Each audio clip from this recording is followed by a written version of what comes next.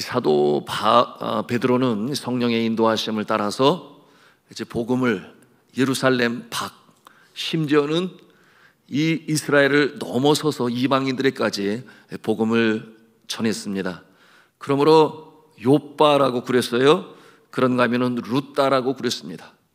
그런가 하면 이 가이사라에서 온 이 고넬료, 그 집안의 복음을 전함으로 그와 온 가족이 구원을 받게 되는 놀라운 역사를 행하고 예루살렘으로 다시금 돌아오게 되었습니다. 그런데 예루살렘에 돌아와 보니까 분위기가 영 심상치 않은 거예요. 이 베드로가 이방인들에게 복음을 전한 것, 그런가 하면 심지어는 이 이방인들과 함께 식탁의 교제를 나눈 것에 대하여 그들은 못마땅한 것입니다. 어떻게 하나님의 선민이 이방인들과 함께 식탁의 교제를 나눌 수 있느냐? 이와 같은 이 편협한 선입견을 가지고 여러분, 이 믿는 사람들까지도, 심지어는 사도들까지도 이 사도 베드로의 행위에 대해서 아주 못마땅한 모습을 가지고 있습니다. 여러분, 이 고넬료에게 복음이 증거되었다라고 하는 소식이, 그 소문이 이미 예루살렘에 있는 사람들에게 전해졌기 때문이었죠. 여러분, 예수 그리스도께서는 분명히 말씀하시지 아니하셨나요? 너희는 가서 모든 족속으로 제자를 삼으라고 그러셨어요. 너희는 온 천하에 다니며 만민에게 복음을 전하라 그랬어요. 여러분, 그것은 국경을 초월하고 민족을 초월하고 모든 백성과 민족과 방언이라고 그랬습니다. 심지어는 언어가 다른 자들에게도 복음으로 증거하라 분명히 말씀하셨는데 왜 이러는 것일까요? 여러분, 예수 믿는 사람들은 그러면 안 되는 것 아니겠습니까? 그럼에도 불구하고 그들의 삶 가운데 젖어 있는 소위 문화와 전통이 그들의 이 하나님의 생명의 진리의 말씀에 걸림돌이 된 거예요. 여러분, 이 문화와 전통, 우리나라에도 그와 같은 일이 있었습니다.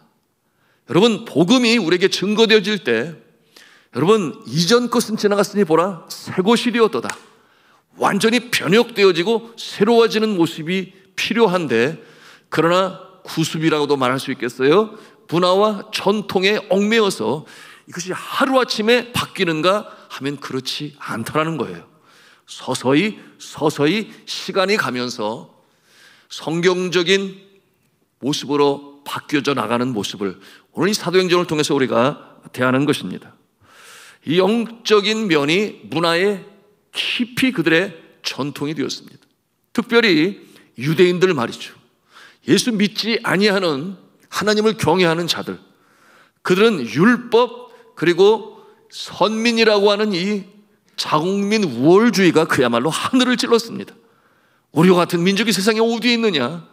여러분, 그 자존감, 물론 자존감은 좋은 것이죠. 그러나 이 우월감이 지나치다 못하여 차별을 두고 믿지 아니하는 하나님을 경외하지 않는 이방인들을 완전히 아래로 룩다운이라고 그러죠.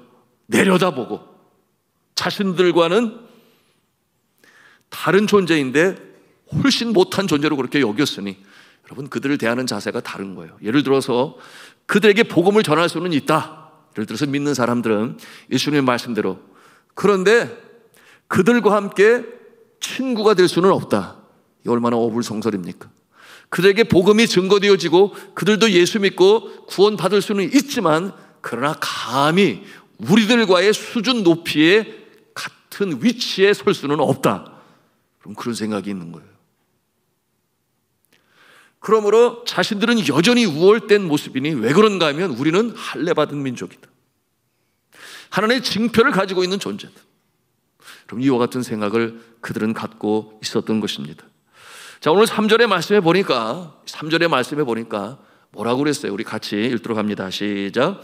이르되 내가 무할례자의 집에 들어가 함께 먹었다 하니. 무할례자의 집, 앞서 언급을 했습니다. 여러분, 유대인들은 난지 8일 만에 할례를 받아요. 그것이 하나님의 선민의 증표라 그렇게 여겼어요.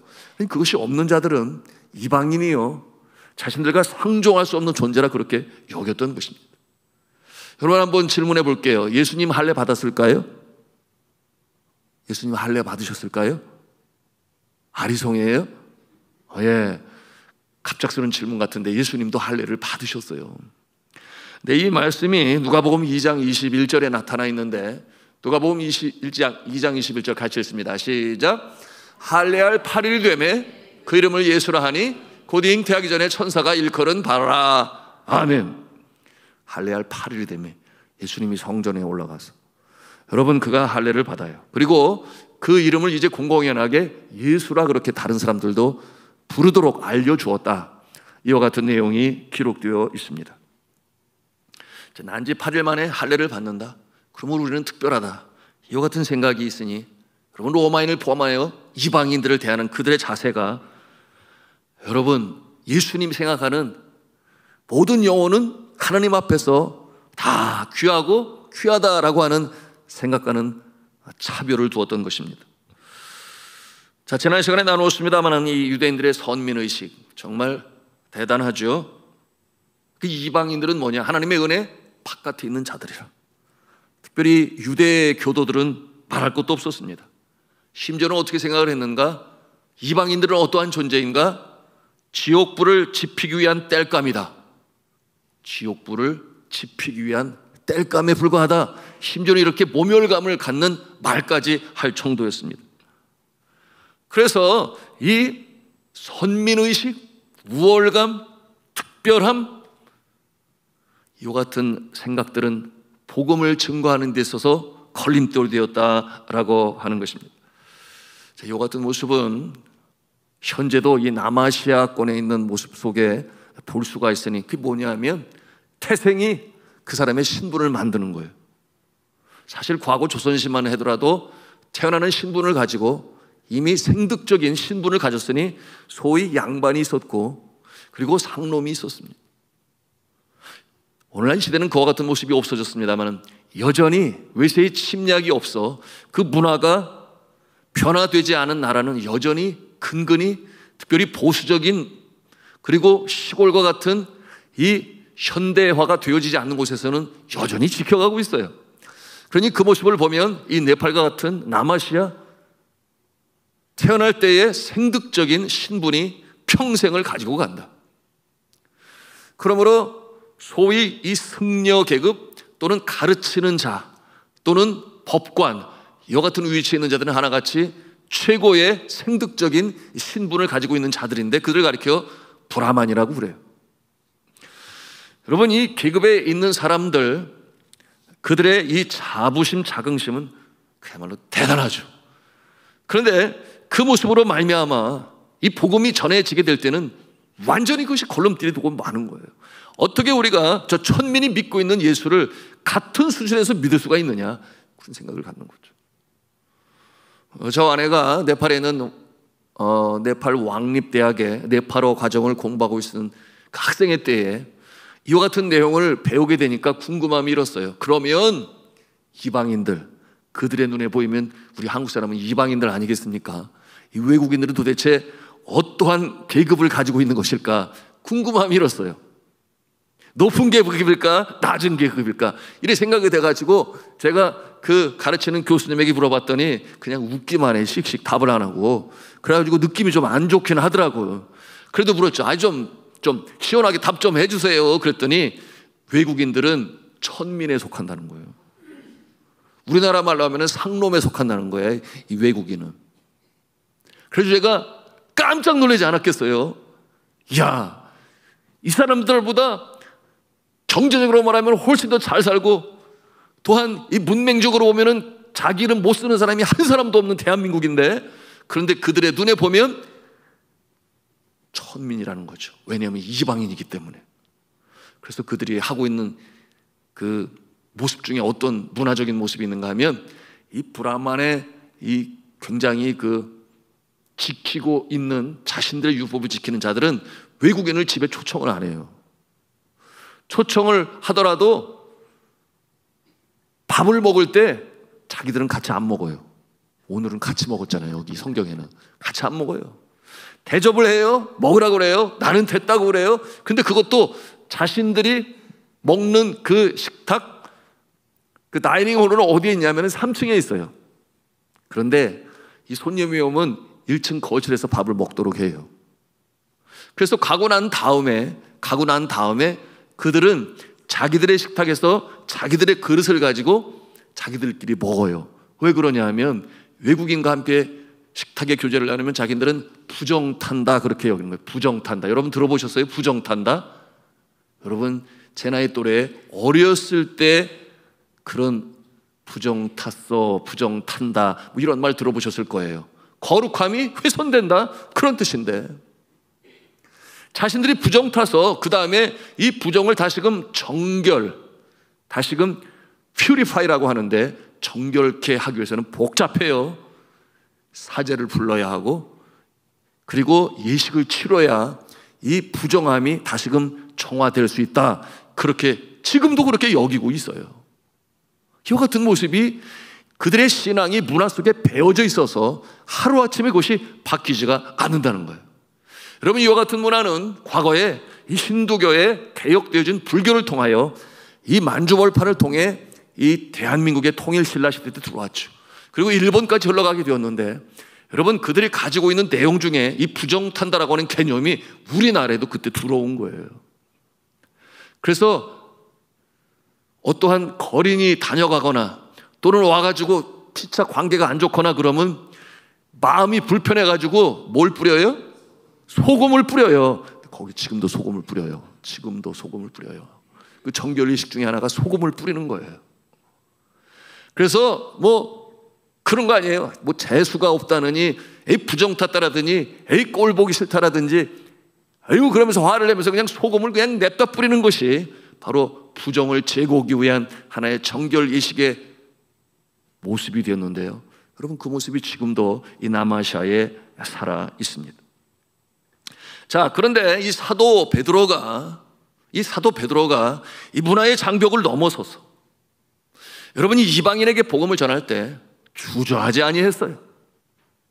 여러분 이방인 고넬료에게도 이처럼 복음을 전하고, 또한 그들이 구원받는 일에 온 가족, 그의 자녀들까지도 세례를 베풀게 되었는데, 여러분 어떠한 역사가 나타나게 되었는가? 그들이 성령을 받고 방언으로 말하게 되고, 사도 베드로와 예수 믿는 사람들이 처음 예수 믿을 때, 사도 베드로가 설교할 때에 하루에 3,000명이 주 앞에 돌아올 때 성령을 받고 놀라운 역사가 나타나는 모습이 똑같은 현상으로 나타나게 되었으니, 이방인에게도 하나님의 은혜가 임하고 구원의 역사가 임한다, 이와 같은 내용을 체험했기 때문이죠. 그러므로 사도 베드로가 거리낌이 없이, 그렇지, 이방인에게도 복음이 증거되어야 하지, 예수님께서 말씀하신 대로 너희는 만민에게 복음을 전하고 모든 족속에게 복음을 전하고, 그것이 맞는 것이지, 이와 같은 생각을 갖게 되었어요. 그런데 그 이전에 그는 어떠한 상태였는가? 한편 마음에 거리낌이 있었어요.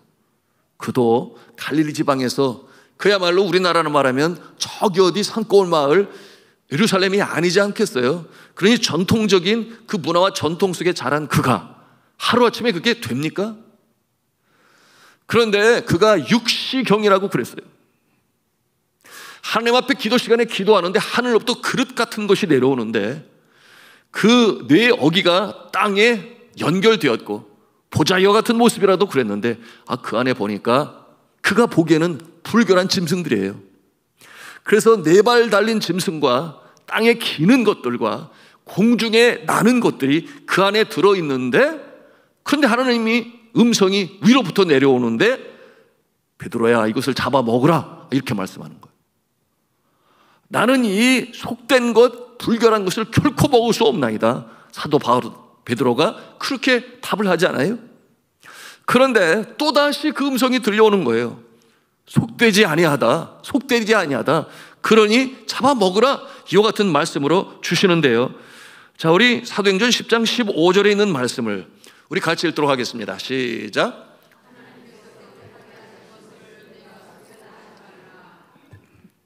하나님께서 깨끗하게 하신 것을 내가 속되다 하지 말라. 몇 번이나 들려왔어요? 그 음성이 3번이나 들려와요. 1번도 아니고 2번도 아니고 3번. 왜 3번이겠어요? 안 먹으니까, 주저하니까, 받아들일 수가 없으니까. 그러니 확신을 갖게 하시기 위하여 3번이나 말씀하시는 하나님의 음성이죠. 자, 이와 같은 모습, 우리가 신앙생활 할 때에도 비슷할 때가 종종 있어요. 예를 들어서 유교식으로 조상 제사 드릴 때 있습니다. 산소 앞에서 또는 장례식장 영정 앞에서 그저 믿지 아니하는 사람들은 아무런 생각이 없이 그의 아버지에게서 배웠겠죠, 할아버지에게서 배웠겠죠, 또는 주변에서 배웠겠죠. 그러므로 영정 앞에, 산소 앞에 제사 드릴 때 제사상 앞에서 큰 절을 해요. 여러분, 그와 같은 모습을 바라볼 때 우리 믿음의 사람 중에 그런 모습도 있어요. 뭐 1년에 몇 번 한다고, 그들 마음 불편할 때 우리도 한번 해주지 뭐, 이렇게 인심 쓰는 것처럼 이렇게 큰 절을 하는 모습도 없지 않아 있다. 아직 확실히 알지 못하는 상황에서 그럴 수 있습니다. 그런데 제일 중요한 것은 무엇이냐? 하나님이 어떻게 말씀하시는가? 하나님이 기뻐하시는 것은 무엇인가? 하나님께서 그렇게 하라고 하셨는가? 오늘 사도 베드로에게 속되지 아니하니 먹으라, 이렇게 하나님의 분명한 이 진리의 말씀을 듣고 행해야 되는데 그 문화 속에 얽매여서 또는 그것에 습관이 되어서 하는 모습은 아니다. 우리가 타산지석으로 역으로 우리가 보는 거야, 이 말씀을.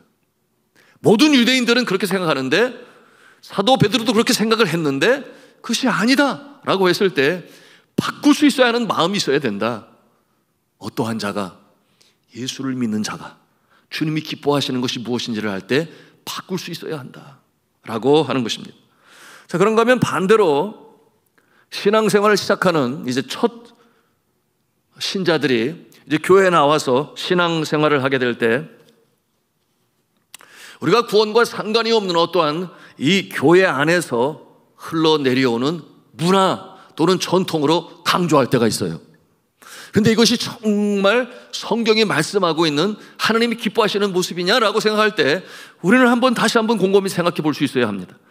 가령 가난한 초신자에게 헌금을 강조하는 모습이, 여러분, 그것이 구원과 연관하여 강조되어지면 아니 되는데 마치 헌금을 제때 제대로 드리지 아니하면 구원과는 상관이 없는 자의 모습처럼 그러한 이미지라든지 뉘앙스를 풍기게 된다면 그럼 그것은 아니지 않습니까?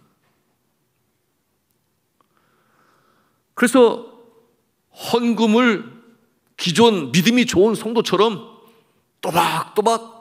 따박따박 모든 제때마다 있는 힘을 다하여 드리기로 한다면 여러분, 그와 같은 모습은 자체는 어떠한 모습이 되는가? 형식이 될 수가 있고 가식이 될 수가 있고 그런가 하면 억지로 할 수도 있는데 성경은 분명히 뭐라고 말씀을 하세요? 이 헌금의 원리, 억지로나 인색함으로 하지 말지니라고 분명히 말씀하고 있거든요. 그런데 이와 같은 내용으로 뉘앙스를 풍긴다거나 그것이 구원전선과 어떤 연관이 있는 것처럼 그렇게 가르쳐 주게 되면 시험에 떨어지는 것입니다. 여러분, 그것으로 말미암아 구원의 길까지 막히는 것이에요. 그러므로 오늘의 말씀을 통해서 우리는 배울 수 있어야 합니다. 구원에 이르는 길에 어떠한 압박에 멍에를 씌워서는 안 된다. 여러분, 예수 그리스도께서 그렇게 하라고 십자가에 그렇게 달려 돌아가신 것 아니거든요. 여러분이 있는 자나 없는 자나, 많이 배운 자나 적게 배운 자나, 여러분, 복음은 모든 영혼에게 공평하니 여러분, 예수 그리스도를 믿는 일에 어떠한 그런 이 문화적인 또는 전통적인 구습적인 모습은 성경의 말씀과 비교하여 아니라면 아닌 거고, 그렇다면 그런 것인데 그런 것으로 인하여 멍에를 씌우지 말아라. 바로 그와 같은 내용을 우리가 적용할 수 있어야 하겠습니다. 여러분이 초대교회 성도들이 그러한 마음을 갖고 있었어요. 그래서 이방인들이 예수를 믿고 교회 안에 들어오게 되면 이것도 해야 되고 저것도 해야 되고 그 중에 하나가 할례예요. 할례를 받아야 하고, 그런가 하면은 기도 시간 꼭 지켜서 그들의 전통에 맞게 지켜나가야 하고, 이와 같은 문화적인 모습들 말이죠. 과거의 서양 성사들이 우리나라에 들어와서 이 부분을 문화적으로 제대로 해석하지 못하여 성경에 있는 내용을 가지고 가르쳐야 되는데 그들은 성경을 해석하기를 정결한 것은 흰새와 보옷에서 그 의미를 찾을 수 있으니 결혼식 할 때는 무조건 하얀색 웨딩드레스를 입어야만 된다? 맞습니까? 틀립니까? 맞는 것 같기도 하고 틀린 것 같기도 하고. 정결의 상징이 흰색이니까, 그래서 신부는 정결해야 되니까 흰색 웨딩드레스를 입어라. 그래가지고 기독교가 들어와서 교회에서 결혼식 올리는 모든 자들은 다 흰색 드레스를 입지 않았겠어요? 그런데 오늘날 시대에 복음이 들어가는 지역에는 성경에 있는 말씀으로 문화를 재해석하게 되니까 네팔에서는 여러분 결혼식 할 때 그들의 전통대로 빨간색 드레스를 입고 결혼을 하는 것을 허락을 해요. 왜 그러냐면 그들이 그 빨간색을 좋아하는 것은 축복의 상징이라고 여기거든요. 그래서 결혼은 무엇보다도 축복이다, 엄청난 큰 복이다, 이렇게 여기는데 그 색깔의 상징이 붉은색인데 그것을 마다하고 아니야, 결혼은 정결이야, 그러니까 흰색을 입어야 돼, 그렇게 하지 않아도 된다. 여러분, 이와 같은 모습, 고넬료에게 복음을 전할 때 이방인이기 때문에 할례를 받지 않아도 세례를 밟을 때 성령의 충만하심이 임했던 모습을 보면서 사도 베드로는 할 말이 있는 것입니다. 자신감이 있는 거예요. 그렇지, 할례를 뛰어넘어 복음은 모든에게 증거될 수 있지. 이와 같은 확신을 갖게 된 것입니다. 여러분, 예수 그리스도께서 이 땅에 오셔서 이 자민족 중심에 가지고 있는 이 전통과 이 규례와 그리고 그들 스스로가 만들어내는 아주 구체적인 디테일한 수백 가지의 그 내용들을 율법의 정신으로 다시금 돌아서게 만드셨잖아요. 하나님 사랑, 이웃 사랑으로 다시금 귀결짓도록 하셨는데, 예수님이 산상수를 통해서 이와 같은 말씀을 여러 번 하셨어요. 너희는 이렇게 들었으나 나는 이렇게 말하노니, 너희는 이렇게 들었으나 나는 이렇게 말하노니, 이런 내용이 계속해서 나옵니다. 너희는 이렇게 들었으나, 무엇을 그렇게 들었어요? 모세의 율법을 너희는 그렇게 들었으나 나는 이렇게 말하노니. 여러분, 이와 같은 내용으로 율법을 완성시키시는 주님은 여러분이 천국 백성의 시민의 모습이 어떠한 모습인지에 대해서 밝히 보여주셨으니, 여러분 한번 들어보십시오. 또 눈은 눈으로 이는 이로 갚으라 하였다는 것을 너희가 들었으나, 어디서 들었어요? 모세 율법에 그렇게 써 있어요. 그러나 나는 너에게 이르노니 너희 원수를 사랑하며 또 내 이웃을 사랑하고 내 원수를 미워하라 하였다는 것을 너희가 들었으나. 어디서 들어요? 구약 성경에서. 이웃을 사랑하지만 내 원수는 미워해라 하는 내용이 모세의 율법에 기록되었지만, 그러나 나는 너희에게 이르노니 너희 원수를 사랑하며 너희를 핍박하는 자들을 위하여 기도하라. 이렇게 예수 그리스도께서는 새롭게 개혁하셨습니다. 자, 이같이 비난하는 유대 교도들에게 이 사도 베드로가 어떻게 대했습니까? 베드로의 자세를 보기를 원하는데요. 여러분, 베드로는 원래 앞서 말씀을 드린 것처럼 그 구습과 전통 속에, 문화 속에 갇혀 있었던 모습이었죠. 여러분, 그러므로 예수 그리스도께서 겟세마네 동산에서 잡혀 가시게 될 때, 여러분, 이웃을 사랑하면 원수를 미워하라고 했으니까 칼을 뽑아가지고 예수를 잡아가려고 하는 병사의 귀를 내리치지 않습니까? 그런데 예수 그리스도께서 그 모습을 보시면서 칼을 사용하지 말라고 그래요. 칼을 사용하는 자는 칼로 망하게 될 것이다. 그래서 예수님께서 그 말씀으로 이 베드로에게 가르치십니다. 여러분, 나중에 이 베드로는 성령 충만하게 되고 사역을 감당할 때 예수님의 모습처럼 그가 사역을 감당했으니, 그처럼 성격이 급하고 자기의 이름을 떨치려고 하고 누구보다 주님의 사랑에 있어서는 누구보다 더 많은 욕심을 가졌던 베드로가 온유한 성품이 돼요. 그러므로 그들을 포용하고 끌어안습니다. 여러분, 그야말로 사도의 면모를 보여주고 예수님을 닮아가는 모습을 보게 되는데요. 자, 베드로전서 4장 14절에 그가 이와 같이 우리에게 권면합니다. 같이 읽겠습니다. 시작. 너희가 그리스도의 이름으로 욕을 받으면 복 있는 자로다. 아멘. 너희가 그리스도의 이름으로 욕을 먹으면 너희가 복 있는 자다. 여러분, 그가 서로 원수 같은 지간이라 할지라도 예수 그리스도의 그 성품을 가지고 복음을 전하는 자의 모습을 가져야 된다. 이와 같은 내용으로 권면하고 있습니다. 자, 그리고 오늘 말씀해 보니 4절에 보니까 이 자신에게 이 가르쳐 주신 이 하나님께서 이방인들에게도 복음을 전하는 것에 대하여 차례로 설명했다. 차례로 설명했다. 이처럼 기록하고 있습니다. 여러분, 외국 속담에 이런 속담이 있어요. 잠근 문을 여는 데에는 황금으로 만든 열쇠가 필요 없다. 오직 거기에 맞는 열쇠만 있으면 된다. 고개를 참 끄덕이게 하는 말이죠. 잠긴 문을 여는데 굳이 황금 열쇠를 만들 필요가 없다. 저 딱 맞아서 열리면 된다. 이와 같이 우리 믿음 신앙 생활에도 어떠한 논쟁거리 나올 수 있습니다. 우리가 신앙생활 먼저 하여 교회를 섬기는데 10년이 지나고 20년이 지나고 30년이 지나서 가지고 있는 어떠한 틀이 있습니다. 그런데 한국 교회, 필리핀 교회, 미국 교회 문화적으로 다른 모습들 많이 있어요. 왜냐하면 전통적인 문화 속에서 형성되어진 그런 부분들이 교회 안에 들어와 있습니다. 여러분, 이와 같은 상황 가운데서 우리는 논쟁을 하거나 변론을 일삼기보다는 그저 우리는 하나님의 말씀으로 돌아가서 이것이 하나님이 기뻐하는 것이라면, 그리고 하나님께서 우리에게 주신 진리라면 여러분, 우리는 묵묵히 행하면 돼요. 여러분, 그것을 가지고 언성을 높이거나 또는 그것은 아닌데라고 해서 이제 신앙생활 시작하는 자에게 이 시험을 줄 필요가 없어요. 오늘 말씀을 통해서 우리가 배우는 것입니다. 자, 오늘 그 주제의 결론을 맺고 있는 9절 18절에 있는 말씀을 우리 같이 읽겠습니다. 시작. 그들이 이 말을 듣고 잠잠하여 하나님께 영광을 돌려 이르되 그러면 하나님께서 이방인에게도 생명 얻는 회개를 주셨도다 하니라. 아멘. 여러분, 때로는 논증으로 설명할 수 없는 것이 이 신앙입니다. 그러므로 그 기준은 항상 어디에 두어야 되는가? 하나님의 말씀에 두어야 합니다. 그리고 최종의 권위는 어디에 있는가?